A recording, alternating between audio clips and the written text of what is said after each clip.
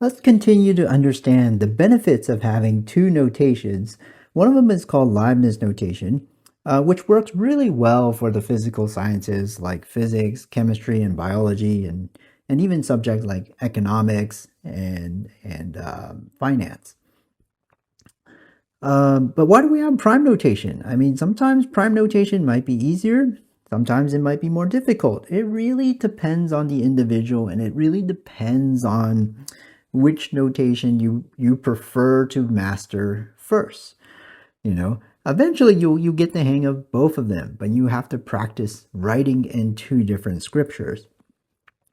So let's go ahead and look at Leibniz notation for a much bigger composition. I wouldn't say much bigger, just with the addition of one more function. So this is a function composed of three functions, and notice the Leibniz notation is very, very slick.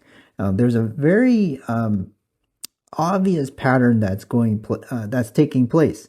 So you might see a pattern like that, and that is actually taking place. So when you're writing the chain rule, sometimes it's easier to study the physical sciences with the actual D notation or the derivative notation. So we could actually say something like the derivative of G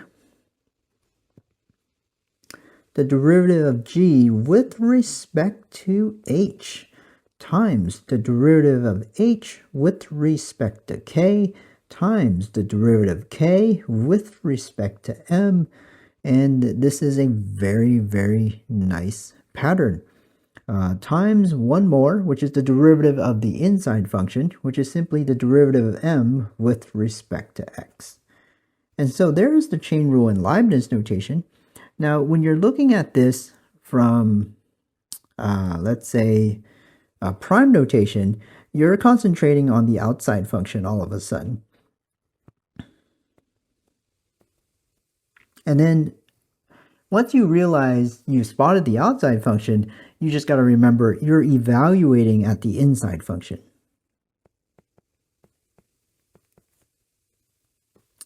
And then to finish the chain rule, you have to multiply by the derivative of the inside function. So what is the derivative of the inside function here?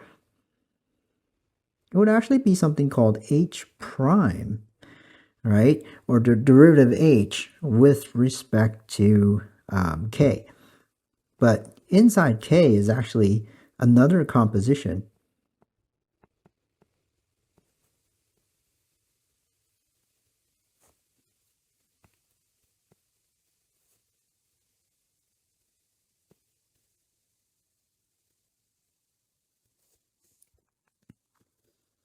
And then to continue the chain rule, you got to take the derivative of the inside function again.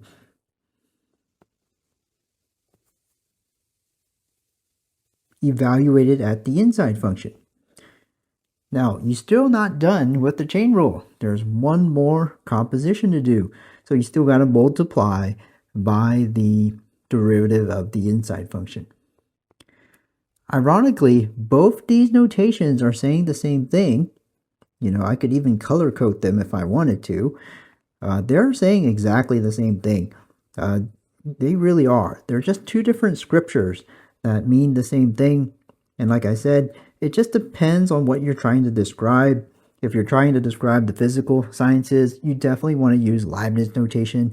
We will get a chance to describe the physical sciences when we talk about implicit differentiation and instantaneous rates of change, okay, or related rates of change. Notice it's plural there. I said rates. R-A-T-E-S, okay? So when we talk about more than one rate, it is also advantageous to use Leibniz notation.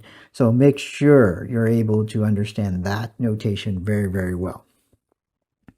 Now, would you like to try to differentiate this example? Give this a shot. You got to practice this on your own. You really can't do this by watching other people. But you want to actually master and retrieve all your basic rules of differentiation.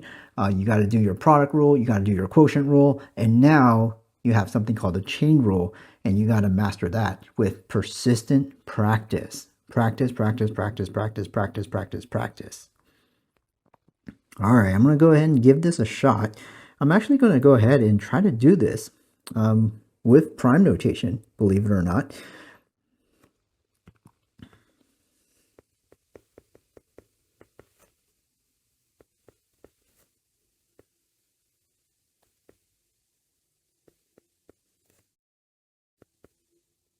Now, use lots of paper here.